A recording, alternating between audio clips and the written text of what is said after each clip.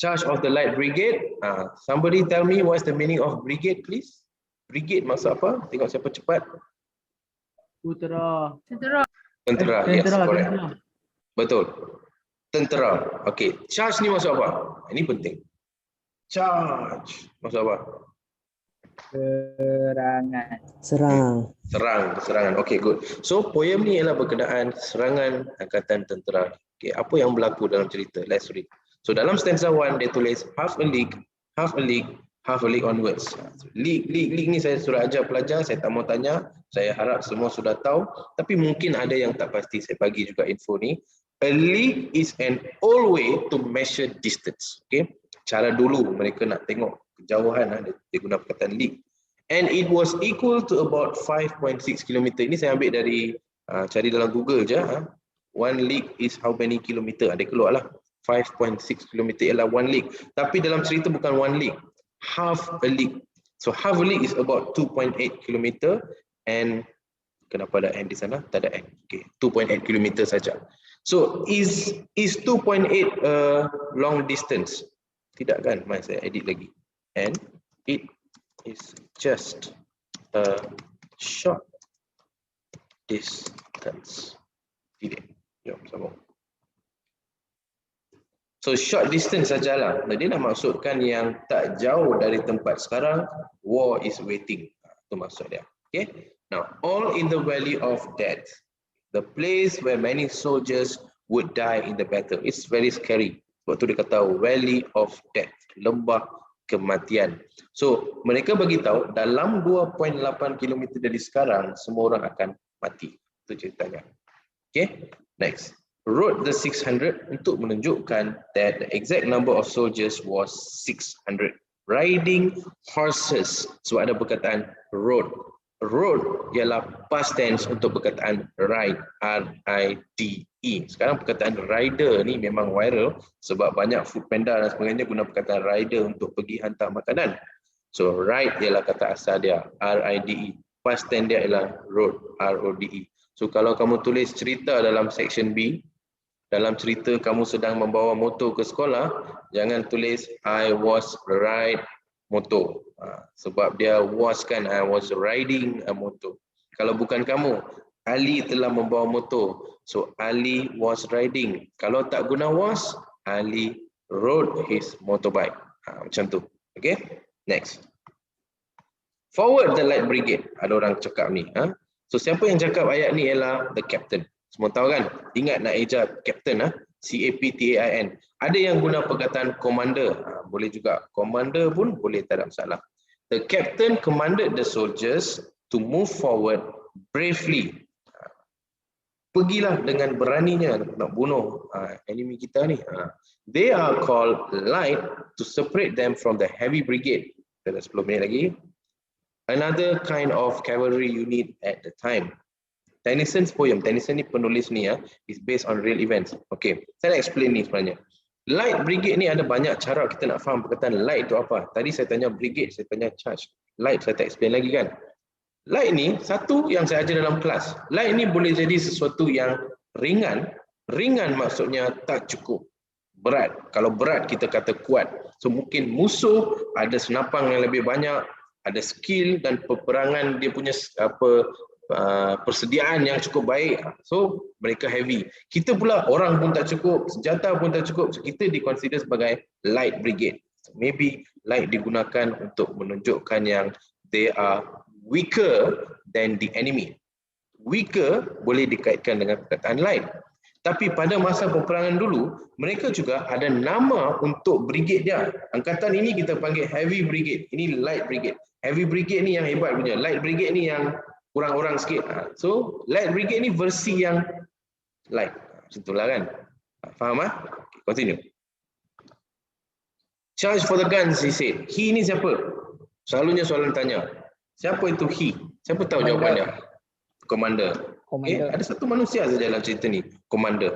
So charge for the gun. Tadi ada orang dah bagi tahu saya. Charge maksudnya serangan. So serang gun. Gun ni dipegang oleh enemy. So maksud dia ialah pergi serang musuh yang memegang guns. Maksudnya musuh lah. The soldiers were ordered to attack. Next. into the valley of death, ke dalam lembah kematian. Sekarang sekali lagi ya, dia cakap valley of death. So kita fahami sikit valley of death ni. Kementerian Kesihatan ni hantar banyak info. The soldiers moved to the battlefield, prepared to fight and to die fighting. They know they are going to die, right? The brigade was ordered into the valley, even though they knew that they were going to die. Mereka dah tahu nak mati, tapi mereka masih pergi dengan beraninya, itu sebab into the valley of death itu digunakan. Kita tahu nak mati, tapi dia pergi juga. Next, road the 600. Okay. Lagi satu, kalau soalan tanya kenapa asyik diulang perkataan valley of death atau road the 600 ni? Why is there a repetition? So we can say it is to emphasize that the soldiers were bravely going to die. Mereka tahu mereka nak mati. The soldiers were bravely going to die. They knew they were going to die or lose the battle. That's why it is repeated. So perkataan emphasis ni boleh guna sebab dia maksud dalam bahasa Melayu ialah untuk menekankan sesuatu. Okay? Next. Stanza 2 pula. Kita ada lagi 7 minit. Saya cuba habiskan poem ni kalau boleh. Forward the light brigade. Again, the captain commanded the soldiers to move forward. Was there a man dismayed? Okay, somebody tell me the answer. What is the meaning of dismayed? Lalu ditanya. Ada orang chat. Kecewa. Kecewa, yes, you're right. Kecewa. Ada tak orang yang tak syok dengan ataupun tak comfortable ataupun tak happy dengan arahan yang diberi tu? Was there a man dismayed? So perkataan dismay ni cubalah guna dalam kita punya karangan. Okay, kalau ada orang rasa kecewa, sedih, tak syok, guna perkataan dismayed. Okay, kita tengok penerangannya. Was there any soldiers who would lose his courage, be terrified or sad? Ada tak orang yang rasa sedih, atau ada orang rasa takut, ada orang rasa pengecut macam tu. So ada tak? Kementerian. Hampa boleh tengok ke yang KKM tu hantar tu? Saya dah terima notification dalam laptop saya, harap tak ganggu skrin pelajar. Boleh. Kacau lah diorang ni. Okay. Next. Ada tak orang kecewa? Jawapannya not. Tidak. Tak ada orang yang kecewa. Though, walaupun the soldier knew, walaupun soldier sudah tahu apa? Baca dulu. They were, oh my god, it's really annoying. Okay. They were too tough and loyal to feel dismayed. Mereka ni sangat, tough ni apa? Keras tau. Mereka keras dan mereka sangat patuh, sangat setia. Sebab tu tak rasa dismayed. Mereka takkan rasa sedih. Mereka takkan rasa takut. Mereka takkan rasa kecewa dengan keadaan ini sebab mereka sangat setia. So apabila kita setia kepada kita punya komander, dia cakap apa pun kita akan ikut. Itu ialah kesetiaan yang tak berbelah bagi. Tapi saya nak tanya pelajar, adakah kesetiaan seperti ini baik? Apa pandangan anda? Siapa nak jawab? Adakah kita boleh setia buta-buta macam ni? No, sometimes we need to be rational about our decision. Correct. So itulah pesanan dalam poem ini. Jangan fikir kita ni setia dan kita buat sesuatu yang tak munasabah. Tadi pelajar guna perkataan rational. We have to be rational. If you feel that the instruction is going to kill you, you are going to die after doing something, why do you do? Sebab tu selalunya di sekolah, saya tengok cikgu sekolah selalu guna ayat ni. Ali, kenapa tak buat kerja rumah? And then Ali akan cakap, sebab Abu kata tak buat tak apa. And then cikgu tanya, Abu suruh makan tak, you makan ke? Selalu ada orang tanya ayat macam ni. Sebab jangan ikut je semua. We need to be able to think and we need to able to rationalize what is right and what is wrong, what is needed and what is not. So here the soldiers is also not wrong because they are soldiers and they are also a type of people who are very faithful to their country and their commander. Therefore, they follow. But then again, it's helping us to think. Don't be too loyal to anybody. Try to keep a 10% doubt so that you can think better, kan? Okay, next. So saya guna perkataan crazy di sini ya. They were ready to do their job even though the order might be crazy. It's a crazy order to go and die, kan? To meet their death. Okay, next. Someone had blundered. Okay, what's the meaning of blunder? Tertipu. Bukan tipu. Make mistake. Mistake. Ingat ni ya, maksudnya ada yang tak tahu lagi, tak apa. Nasib baik kita tahu sekarang. Remember, the word blundered means mistake.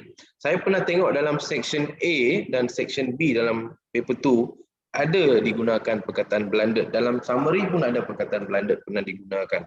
So we need to know. Blundered means mistake. I have made a blunder. Saya sudah silap. Macam itulah, okay? So the explanation is, the soldiers knew that this charge was not a good idea, that someone had made a mistake. Okay, now we move to stanza 3. Stanza 2. Theirs not to make reply. Tak boleh reply maksudnya, they did not talk back. Tak boleh cakap balik. Okay, jangan orang kata, soldier kata, go and charge for the guns. Dan kita kata, no way, why should we charge? They are too strong, we are not ready, we are just 600. Tak boleh cakap macam ni. Ikut je maksudnya.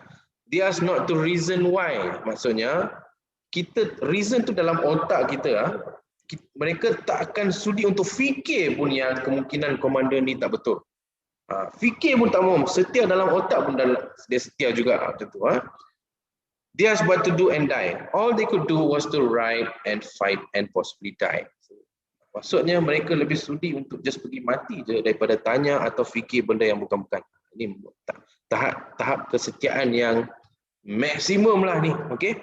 Into the valley of death rode the 600. Repetition of stanza 1, ada ulang dekat dari stanza 1, to emphasize the courage and bravery and loyalty, commitment, duty. Semua ni lah. Dia nak tekan bahawa mereka ni begitu berani dan sudi mati. Dan mereka dah tahu mereka akan mati. Ada lagi beberapa saat saja. Ada kita sempat. Saya akan cuba. Kalau dah terputus, nanti saya bagi link lain. Masuk cepat-cepat. Belum rehat lagi ya. Nanti masuk kita sambung dulu. Okay. Cannon to the right, left, front. Kalau kita depan, kiri, kanan sudah dikepung, maksudnya kita guna perkataan surrounded. Sudah dikepung oleh enemy ya. Okay, next. Walled and thundered. Perkataan walled maksudnya dihayun dengan kuat. Perkataan thundered bermaksud bunyi yang kuat. Walled and thundered. So the huge walls of cannons all around them were firing and making a sound like thunder. Bunyi seperti thunder, and tembakan-tembakan dihayun dengan kuat. Cannon kan. Okay, next. Now, this is our next line. Stormed at with shot and shell. Okay, what's the meaning of stormed? Storm ni apa? Siapa tahu? Any idea? Ribut. Betul lah? Ribut. Ribut. Yes, storm ialah ribut. So sekarang maksud dia ialah keadaan ialah seperti ribut. Apa yang dia maksudkan tu? Maksudnya dalam keadaan huru-hara yang orang duk tengah tembak, mereka duk tengah nak cuba avoid kena tembak, satu persatu sedang mati. So ini ialah yang dimaksudkan dengan storm. Okay, shot, tembakan. Okay, shell maksudnya peluru. So ditembak dengan peluru, itu maksud dia lah. Okay, tengok penerangan. Okay, the soldiers in the light brigade were being shot at with bullets and big explosive fired from the cannons. A violent, noisy, destructive force that sounded like a storm. Maksudnya bunyi yang mereka dengar tu, yang dengan begitu ganas punya situasi, ialah seperti tengah puting beliung ataupun storm lah, satu keadaan yang huru-hara sangat, ribut yang kuat. Okay. Boldly they rode and went. So perkataan bold ni mesti pelajar kena tahu. Okay, siapa boleh bagi tahu masuk perkataan B-O-L-D? Siapa tahu? Berani. Yes, berani. You're right. Okay. So maksud bold ialah berani. Please use this kind of words in your essay. Bila ada situasi je, kita guna je perkataan bold dalam essay-essay kita. Especially when you choose story. Selalunya untuk section B, soalan karangan saya akan galakkan pelajar untuk buat story. Sebab kita boleh tulis je apa pun, okay? Asalkan kita ada imaginasi, kita tulis. Asalkan semua past tense dan kita guna adjective seperti bold dan sebagainya, punched, apa-apa yang kita belajar kita guna balik dalam story kita. Okay? Now, so maksud di sini ialah these soldiers were not scared of the gunfire. They rode bravely, confidently, and with determination. Dengan azam mereka pergi. It shows us how heroic these men were. Heroic ialah mereka ni orang yang berani untuk pergi dan mati untuk negaranya, ialah boleh dikatakan sebagai hero. So, ini ialah hero. Okay, let's continue. Center 3, into the jaws of death. Jaw tu rahang mulut, rahang kematian. They were ready, willing to die of honor. Die for the country.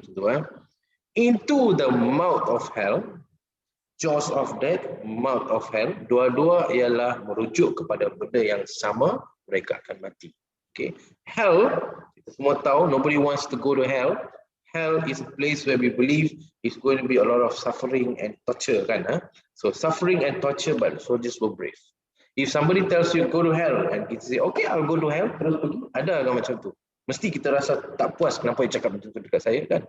Nobody wants to go to hell because we know hell is not a nice place to be in, right? Okay, then wrote the 600. It's another repetition of 600 brave and courageous soldiers, men of honor. Okay, brave, bold, courageous, semua maksud yang sama. Ingat, brave, berani, courageous, berani, bold, berani.